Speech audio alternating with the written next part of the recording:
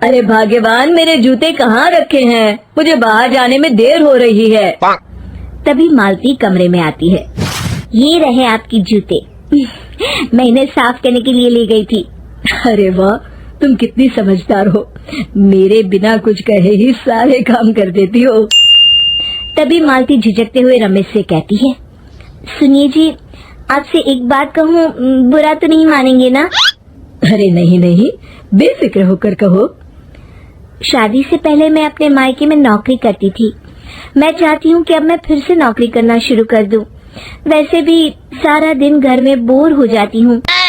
देखो मालती, तुम्हारे नौकरी करने से मुझे कोई ऐतराज नहीं है, लेकिन तुम्हें एक बात बता दूं, हमारे खानदान में आज तक कभी किसी औरत ने नौकरी नहीं की। फिर भी एक बार तुम माँ से पूछ कर देखो, अगर वो तुम्हें नौकरी करने की इजाजत दे देती है तो अच्छी बात है। रमेश वहाँ से चला जाता है। फिर उसी शाम मालती अपनी सास के पैर दबा रही होती है। तभी उसकी सास मालती से कहती है, अरे क्या बात है बहू, आज तो ठीक तरह से मेरे पैर नहीं दबा रही। किसी ख्याल में खोई पड़ी है क्या? मैं भी तो जानूं आखिर बात क्या है। दरअसल वो माँ जी। अरे हाँ हाँ बोलो, इतना सोच क्यों रही हो? माँ जी, अगर आप बुरा न माने तो मैं नौकरी करना चाहती हूँ। घर के काम करने के बाद मेरे पास काफी वक्त बच जाता है। मालती की ये बात सुनकर उसकी सास गुस्से में कहती है, अरे बहू, तेरी तबीयत तो ठीक है ना? आज ये कैसी बहकी बातें कर रही है? भला हमारे खानदान में आज तक कभी किसी औरत ने नौकरी की है जो तू नौकरी करने की बात कर रही है, हैं? अरे बहू, तू क्या रिश्तेदारी में हमारी नाक कटाना चाहती है? जितना जल्दी हो सके अपने दिमाग से नौकरी का भूत उतार दे। और अब जा, जल्दी से रसोई में जा, खाना बनाने का वक्त हो रहा है। मालती मन मार कर खाना पकाने के लिए रसोई घर में चली जाती है। अगले दिन, नमस्ते माँ जी, कैसी हैं आप? अरे आओ आओ दिवाकर बेटा, बैठो, मैं तुम्हारे लिए चाय मंगाती हूँ। बहू, जरा एक कप चाय तो लेती आना। फिर दिवाकर एक फाइल खोलकर मालती की सास के सामने रख देता है। ये देखिए माँ जी, ये है पिछले महीने का हिसाब और ये रहे मुनाफे के रुपए। एक बार हिसाब देख लीजिए और इन कागजों पर अपने दस्तखत कर दीजिए। अरे दिवाकर बेटा, मैंने भला आज तक कभी तेरा हिसाब देखा है जो अब देखूंगी? ला बता, कहाँ दस्तखत करूं?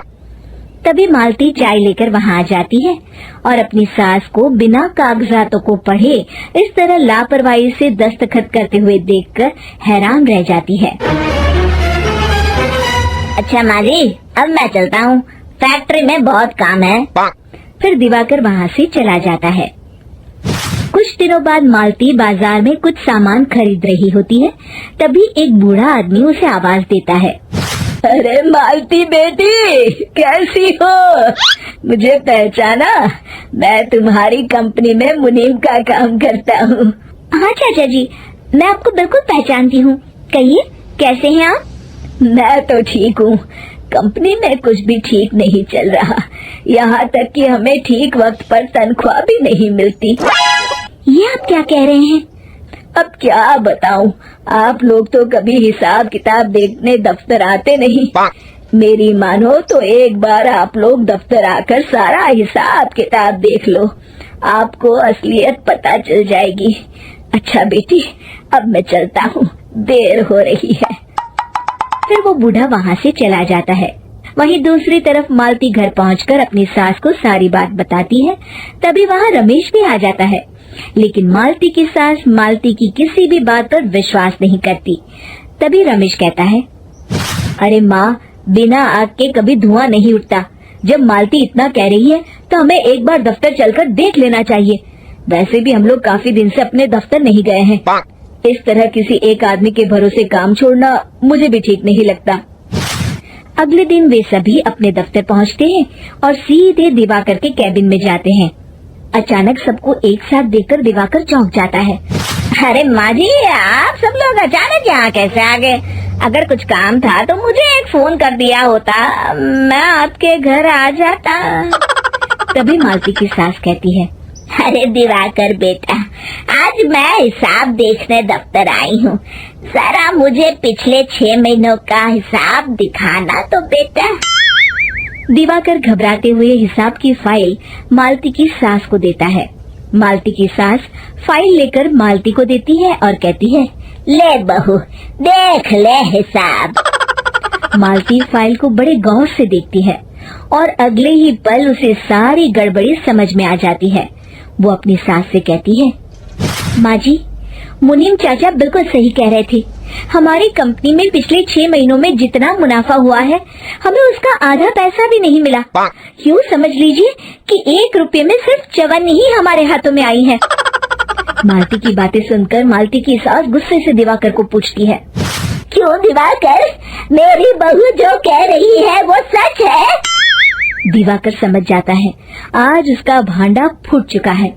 वो गिड़गिड़ाते हुए कहता है, मुझे माफ कर दीजिए माँ जी, मैं पैसों के लालच में अंधा हो गया था। अरे वाह दिवाकर, तू तो 1 नंबर का चोर निकला। इतने दिनों से मैं तुझ पर आंख बंद करके भरोसा करती रही और तू मुझे ही चुना लगाता रहा। अभी के अभी निकल यहाँ से और दोबारा अपनी शक्ल मत दिखाना। दिवाकर वहाँ से भाग जाता है। मालती की सास मालती को शाबाशी देते हुए कहती है, बहू, आज मैं समझ गई कि पढ़ाई लिखाई हमारी जिंदगी में कितनी जरूरी है।